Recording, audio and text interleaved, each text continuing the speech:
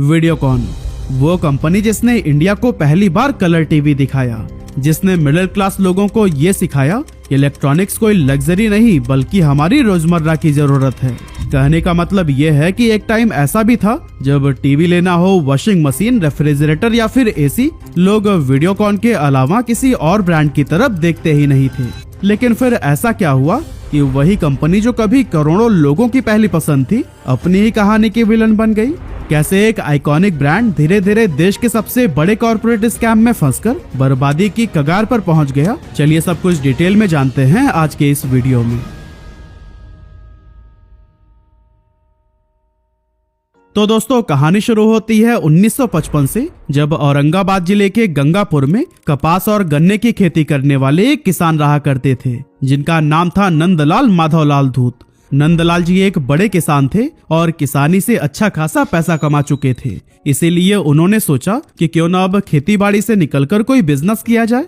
अब उनके पास गन्ने का भंडार तो था ही, इसीलिए उन्होंने शुगर मिल शुरू करने का फैसला किया। लेकिन ये काम उस टाइम इतना आसान नहीं था, क्योंकि इसके लिए बहुत सारे पैसों की नीड्स थी, साथ ही यूरोप से मशीन्स भी मंगवानी पड़ती। लेकिन फिर भी नंदलाल जी ने हार नहीं मानी और कई सालों की मेहनत के बाद उन्होंने गंगापुर साखर कारखाना नाम से अपनी शुगर मिल की शुरुआत की। उस टाइम गन्ने की प्रोसेसिंग एक नया और काफी प्रॉफिटेबल बिजनेस था, इसीलिए उस बिजनेस से धूत फैमिली ने काफी सारे पैसे कमाए। लेकिन उम्र बढ़ने के साथ ही नंदलाल जी अब बीमार रहने लगे थे, इसीलिए उन्होंने अपना बिजनेस अपने 3 बेटों वेणुगोपाल, राजकुमार और प्रदीप के हाथों में सौंप दिया। तीनों बेटों में सबसे बड़े वेणुगोपाल ने पुणे यूनिवर्सिटी से मैकेनिकल इंजीनियरिंग की और फिर इलेक्ट्रॉनिक्स सीखने के लिए जापान तक चले गए। एक्चुअली इलेक्ट्रॉनिक्स के मामले में जापान उस टाइम बेस्ट माना जाता था, इसीलिए वहां से लौटने के बाद वेणुगोपाल जी के मन में एक सपना बस गया कि जापान के जैसे इलेक्ट्रॉनिक्स अप्लायंसेस को भारत में भी बनाया जाए। खास करके वह कलर टीवी को भारत के हर घर में पहुंचाना चाहते थे। और फिर इसी विजन को ही साथ लिए 1979 में उन्होंने औरंगाबाद के अंदर वीडियोकॉन इंडस्ट्रीज की नींव रखी। लेकिन टीवी बनाना उस टाइम बहुत रिस्की और महंगा काम था, इसीलिए वो एक सही मौके का इंतजार करने लगे। और फिर यह मौका भी जल्द ही मिला, क्योंकि 1982 में जब दूरदर्शन ने कलर ब्रॉडकास्टिंग शुरू की और एशियन गेम्स पहली बार कलर में दिखाए गए, तो फिर कलर टीवी की मांग अचानक से आसमान छूने लगी। और दोस्तों, यही वो पल था जिसकी वेणुगोपाल जी बरसों से तलाश कर रहे थे। असल में उस समय इंपोर्ट पर लगी पाबंदियों की वजह से फॉरेन ब्रांड्स भारत में खुले तौर पर काम नहीं कर पाते थे, और जो इंपोर्टेड टीवी सेट्स भी आते थे उनकी कीमत इतनी ज्यादा थी कि कलर टीवी सिर्फ अमीरों तक ही सीमित था। हाँ, कुछ इंडियन ब्रांड्स जैसे बीपीएल और ओनिडा वगैरह कलर टीवी बेच तो रहे थे, लेकिन उनकी रीच इतनी लिमिटेड थी कि मिडिल क्लास तक कलर टीवी ही नहीं पहुंच पा रहा था। और फिर यही सब देखते हुए वेणुगोपाल जी ने तय किया कि वो मार्केट के इसी गैप को ही फिल करेंगे। लेकिन टेक्नोलॉजी तो उनके पास थी ही नहीं, इसीलिए 1985 में उन्होंने जापान की कंपनी टोशिबा के साथ में हाथ मिला लिया। शुरुआत में वीडियोकॉन अपने इस विदेशी पार्टनर की हेल्प से टीवी को असेंबल करती और छोटे मोटे इलेक्ट्रॉनिक्स पार्ट बनाती थी। लेकिन धीरे धीरे टेक्नोलॉजी को समझकर वो पिक्चर ट्यूब भी बनाने लगी, जो कि उस टाइम टीवी का मेन कंपोनेंट होता था। पिक्चर ट्यूब को अपने कंट्रोल में लेने के बाद से वीडियोकॉन अपना खुद का कलर टीवी भी लॉन्च करने लगा। और दोस्तों, 1985 में वीडियोकॉन के कलर टीवी जब इंडिया में लॉन्च हुए, तब लोगों ने इसे खूब प्यार दिया, और इस प्यार के पीछे का असल रीजन था इनका अफोर्डेबल रेट। अब टीवी में हिट होने के बाद से वीडियोकॉन लंबी रेस का घोड़ा बनना चाहता था, इसीलिए उसने अपने पोर्टफोलियो को बढ़ाने का फैसला लिया और सेक्टर चुना होम अप्लायंसेस का, क्योंकि अब इलेक्ट्रॉनिक्स आइटम हर घर में ही बेसिक जरूरत बनती जा रही थी। 1987 में टीवी के बाद से वीडियोकॉन ने वॉशिंग मशीन बनाना शुरू किया। हालांकि उस टाइम बीपीएल जैसी कंपनीज का दबदबा था, लेकिन उनकी मशीन्स हाई प्राइस और लिमिटेड सर्विस नेटवर्क की वजह से मिडिल क्लास की पहुंच से बाहर थी। वीडियोकॉन ने इस गैप को भी समझा और अफोर्डेबल वॉशिंग मशीन लॉन्च करके मार्केट में धूम मचा दी। और फिर 1989 से 1999 के बीच कंपनी ने home entertainment systems, air conditioners और रेफ्रिजरेटर भी लॉन्च किए, जिसमें से म्यूजिक सिस्टम तो उतने नहीं चले, लेकिन एसी और रेफ्रिजरेटर्स ने कमाल कर दिया। और फिर 1990s में Videocon mixer grinders, microwave oven और कुकटॉप जैसे प्रोडक्ट के साथ हर इंडियन घर का हिस्सा बन गया।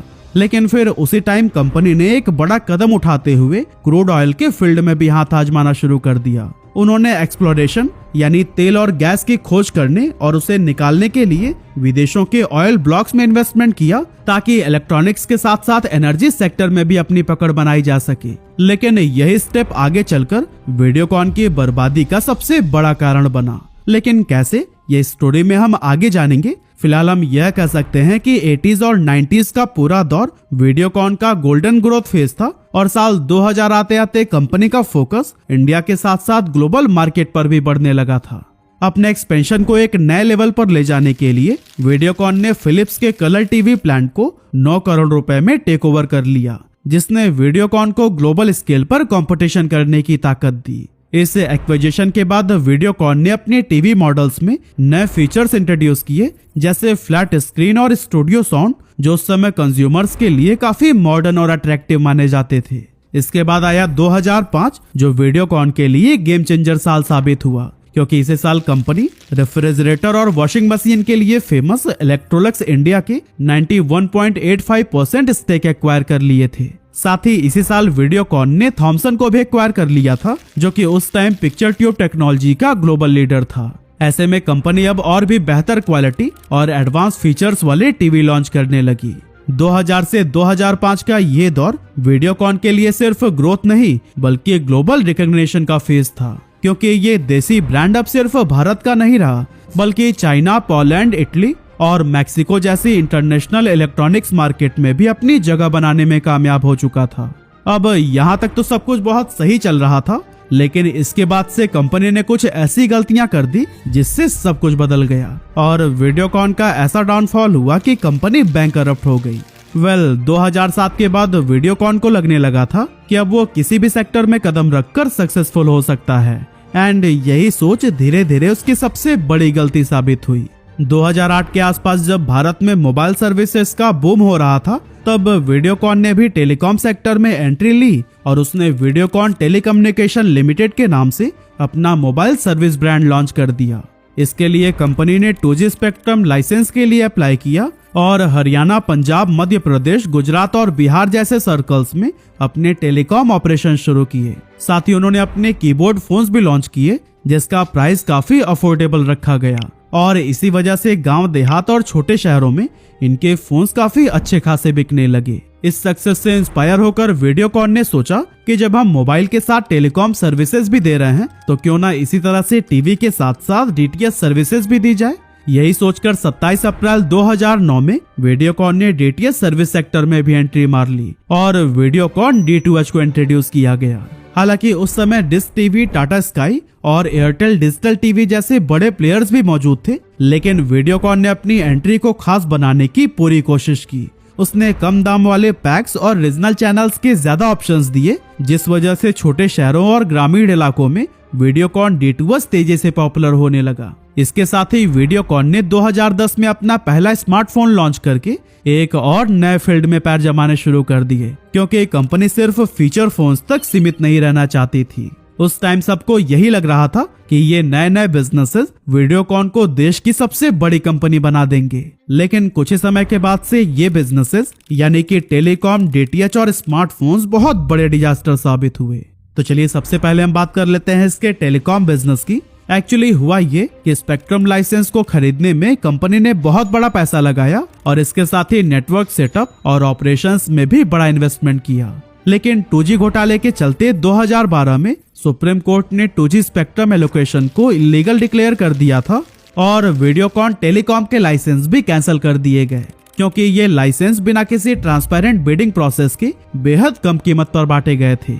इस तरह से वीडियोकॉन को टेलीकॉम सेक्टर में अरबों रुपए का नुकसान हुआ, जिसने कंपनी को फाइनेंशियली काफी कमजोर कर दिया। दूसरी तरफ अगर हम स्मार्टफोन बिजनेस की बात करें तो इसी लॉस के टाइम पर ही वीडियोकॉन अपने नए नए एंड्रॉइड स्मार्टफोन्स लॉन्च कर रहा था। कंपनी ने यूथ मार्केट को अट्रैक्ट करने के लिए रितेश देशमुख को अपना ब्रांड एम्बेसडर बनाया और ये फैसला काफी सही भी साबित हुआ, क्योंकि शुरुआती दौर में इन फोन्स को काफी अच्छा खासा रिस्पॉन्स मिला। लेकिन जल्दी ये हालात बदलने लगे और लोगों ने वीडियोकॉन के स्मार्टफोन्स खरीदना तो दूर, उनकी तरफ देखना भी बंद कर दिया। एक्चुअली 2013-14 के उस दौर में इंडियन मार्केट के अंदर माइक्रोमैक्स, लावा और कार्बन जैसे देसी ब्रांड्स पैर पसार चुके थे और साथ ही कई सारी चाइनीज कंपनीज भी, जैसे Xiaomi, Vivo और Oppo भी इंडिया में एंट्री ले चुकी थी, जिन्होंने बेहद लो प्राइस और हाई स्पेक्स वाले स्मार्टफोन्स मार्केट में उतारे, जिसकी वजह से ये मार्केट इतनी ज्यादा कॉम्पिटिटिव और तेजी से बदली कि वीडियोकॉन उस रफ्तार को मैच ही नहीं कर पाया। यहाँ तक कि लॉस को रिकवर करने के लिए कंपनी ने 16 मार्च 2016 को अपना टेलीकॉम बिजनेस भी एयरटेल को बेच दिया। और हाँ, सिर्फ इतना ही नहीं, इनके डीटीएच वाले कारोबार का हाल भी कुछ खास अच्छा नहीं रहा था, क्योंकि इसका पूरा इंफ्रास्ट्रक्चर तैयार करना और फिर उसे मेंटेन करना बहुत मुश्किल काम था। ऊपर से कंपटीशन भी बहुत तेज हो गया था। टाटा स्काई ने अपनी प्रीमियम सर्विसेज और हाई डेफिनेशन कंटेंट के जरिए बड़े शहरों के कस्टमर्स को अपनी तरफ खींच लिया था। उधर एयरटेल ने भी अपनी टेलीकॉम सर्विसेज और डीटीएच को मिलाकर कॉम्बो प्लान्स पेश किए थे, जो कि लोगों को ज्यादा वैल्यूएबल लगे, जबकि वीडियोकॉन के पास ऐसा कोई भी इंटीग्रेटेड इकोसिस्टम नहीं था। ऊपर से इनके खराब कस्टमर सपोर्ट ने रही सही कसर भी पूरी कर दी और आखिरकार 2016 में वीडियोकॉन अपना डीटीएच बिजनेस बचाने के लिए डिश टीवी के साथ में मर्ज हो गई। लेकिन दोस्तों, कंपनी को सबसे बड़ा झटका तो तब लगा जब वीडियोकॉन अपने सबसे मजबूत सेक्टर यानी कंज्यूमर इलेक्ट्रॉनिक्स में भी पिछड़ने लगा। असल में 2010 के आसपास कंज्यूमर इलेक्ट्रॉनिक्स मार्केट तेजी से बदल रही थी। पुराने मोटे CRT टीवीज की जगह LCD और LED ने ले ली थी, जो कि स्टाइलिश, स्लिम होने के साथ साथ एनर्जी एफिशिएंट भी थी। अब शुरुआत में तो वीडियोकॉन भी इस ट्रेंड में कूदा और इसने कई सारे अच्छे मॉडल्स भी मार्केट में उतारे, लेकिन कुछ समय के बाद से ये इन्हीं डिजाइन और टेक्नोलॉजी में ही अटका रह गया, क्योंकि कंपनी का पैसा और ध्यान दोनों ही अलग अलग बिजनेसेस में बढ़ चुका था। इस वजह से ना तो नए प्रोडक्ट्स पर ठीक से काम हो पाया और ना ही रिसर्च में कोई खास इन्वेस्टमेंट हुआ। दूसरी तरफ इसके कॉम्पिटिटर्स जैसे सैमसंग, LG और सोनी लगातार नए नए मॉडल्स और एडवांस फीचर्स मार्केट में लाते रहे, जिससे कुछ ही सालों में वीडियोकॉन इनसे बहुत ज्यादा पिछड़ गया और लोगों को ये एक पुराना और कमजोर ब्रांड लगने लगा। जो कंपनी हर घर की सबसे भरोसेमंद ब्रांड थी, उसकी इमेज अब पूरी तरह से खराब हो चुकी थी। इसी के चलते वीडियोकॉन को दिसंबर 2015 में 55 करोड़ रुपए का घाटा हुआ और मार्च 2017 तक ये बढ़कर 1915 करोड़ रुपए तक पहुंच गया। यानी कि सिर्फ 15 महीनों के अंदर ही नुकसान में करीब 34 गुना उछाल आया था। लेकिन दोस्तों, कंपनी को असली चोट तब लगी जब उसे अपने नॉन कोर बिजनेसेस यानी ऑयल एंड गैस में भी नुकसान होने लगा। असल में वीडियोकॉन ने ब्राजील और मोजाम्बिक जैसे देशों में तेल निकालने के लिए ऑयल ब्लॉक्स यानी तेल निकालने वाले जमीन के हिस्से खरीदे थे। उम्मीद थी कि वहां पर वो काफी सारा तेल निकालेंगे और कंपनी को करोड़ों का फायदा होगा, लेकिन इन ब्लॉक्स से जितनी तेल निकलने की उम्मीद थी उससे काफी कम निकला। इसके अलावा कुछ जगहों पर तो खोज अधूरी ही छोड़ दी गई। अब वीडियोकॉन ने इन प्रोजेक्ट्स के लिए बैंक से अरबों रुपए का कर्ज लिया था, लेकिन कमाई कम होने की वजह से ये लोन चुकाना भी मुश्किल हो गया। ऐसे में धीरे धीरे ये कर्ज इतना ज्यादा बढ़ गया कि कंपनी का पूरा कैश फ्लो ही दबाव में आ गया। और दोस्तों, मुसीबत यहीं पर खत्म नहीं हुई। सरकार ने भी वीडियोकॉन से बकाया रकम की मांग करनी शुरू कर दी, जो कि कंपनी को तेल बेचने के बाद चुकानी थी।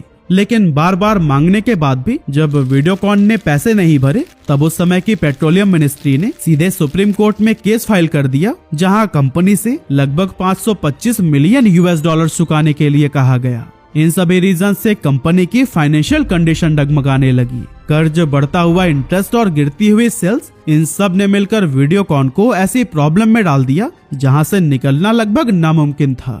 जो कंपनी कभी हर घर की एक भरोसेमंद नाम थी, अब अपने ही सर्वाइवल के लिए लड़ रही थी। और दोस्तों, तभी कंपनी का एक ऐसा फ्रॉड भी सामने आ गया जिसने रही सही कसर भी पूरी कर दी। एक्चुअली 2016 में फाइनेंशियल एनालिस्ट और एक्टिविस्ट अरविंद गुप्ता ने एक डिटेल्ड कंप्लेंट फाइल की थी, जिसमें बताया गया कि ICICI बैंक ने वीडियोकॉन ग्रुप को 3250 करोड़ रुपए की लोन की मंजूरी दी है और इस लोन को पास करने के लिए ICICI बैंक की CEO चंद्रा कोचर ने 64 करोड़ रुपए की रिश्वत ली है। देखा जाए तो पूरा सीन कुछ इस तरह से था कि पहले ICICI ने वीडियोकॉन को बड़े लोन्स दिए, उसके तुरंत बाद वीडियोकॉन की ही एक company supreme energy private limited ने 64 करोड़ रुपए चंद्रा कोचर के पति दीपक कोचर की फर्म NU पावर रिन्यूएबल्स में लगाए थे। इस खबर के आने के बाद से ICICI ने इंटरनल इंक्वायरी शुरू की। बाद में ED और CBI जैसी एजेंसीज ने भी केस की इन्वेस्टिगेशन करनी शुरू कर दी और इस तरह से ये एक बड़ा कॉर्पोरेट स्कैंडल बन गया, जिसमें इंडिया के टॉप प्राइवेट बैंक की CEO और एक बड़े इंडस्ट्रियलिस्ट के खिलाफ सीरियस चार्जेस लगे। इन्वेस्टिगेशन शुरू होने के बाद से बैंक्स और रेगुलेटर्स ने वीडियोकॉन पर नजर कड़ी कर दी थी, जिसकी वजह से कंपनी को नए लोन्स और फंडिंग मिलना बहुत मुश्किल हो गया। मार्केट का भरोसा भी टूटने लगा, शेयर्स गिर गए और नए बिजनेस डील्स भी हाथ से निकलने लगे। 2018 तक वीडियोकॉन पर करीब 90,000 करोड़ रुपए का कर्ज चढ़ चुका था और क्योंकि कंपनी के पास कोई स्ट्रॉन्ग बिजनेस भी नहीं बचा था, इसीलिए इन्वेस्टर्स ने भी अपना हाथ पीछे खींच लिया। इसके बाद से नेशनल कंपनी लॉ ट्रिब्यूनल ने वीडियोकॉन को इंसॉल्वेंसी प्रोसेस में डाल दिया। इसका मतलब ये था कि कंपनी का फ्यूचर उसके मालिकों के हाथ में नहीं बल्कि अदालत और बैंकों के कंट्रोल में जा चुका था। अब जब वीडियोकॉन की कंपनीज का ऑक्शन हुआ तो फिर मार्केट पूरी तरह से हैरान रह गई। कंपनी के सारे एसेट्स जैसे मशीन, फैक्ट्री, जमीन, ब्रांड और स्टॉक की सही कीमत यानी कि फेयर वैल्यू करीब 4069 करोड़ रुपए आकी गई थी, लेकिन असल में इनकी लिक्विडेशन वैल्यू सिर्फ 2568 करोड़ रुपए ही थी। यानी कि अगर उनके सारे एसेट्स को तुरंत बेचा जाता तो फिर फेयर वैल्यू से 1500 करोड़ रुपए कम मिलते। और फिर कुछ इस तरह से आखिरकार 2021 में वेदांता ग्रुप की कंपनी ट्विन स्टार टेक्नोलॉजीज ने वीडियोकॉन को 2962 करोड़ रुपए में टेक ओवर कर लिया। कोर्ट ने जैसे ही ये डील अप्रूव की, वीडियोकॉन ग्रुप की 13 कंपनीज वेदांता के हाथों में चली गई। लेकिन दोस्तों, बैंक्स के लिए ये डील किसी झटके से कम नहीं थी, क्योंकि उन्हें पूरे लोन्स में से सिर्फ 2962 करोड़ रुपए मिले, यानी कि उनका सिर्फ 4.15% पैसा वापस आया और बाकी 95.85% डूब चुका था। और दोस्तों, आज भी इसे इंडियन बैंकिंग हिस्ट्री के सबसे बड़े लॉसेस में से एक माना जाता है। टेक ओवर के बाद वीडियोकॉन का नाम धीरे धीरे मार्केट से खत्म होने लगा। कुछ प्रोडक्ट तो जरूर बिकते रहे, लेकिन वो वीडियोकॉन वाला भरोसा कहीं खो सा गया। आज अगर किसी पुराने टीवी या फ्रिज पर वीडियोकॉन का लोगो दिख जाए तो बस पुराने दिनों की एक याद ताजा हो जाती है। वैसे क्या आपके घर में अभी भी वीडियोकॉन का कोई प्रोडक्ट है? हमें कमेंट करके जरूर बताइएगा।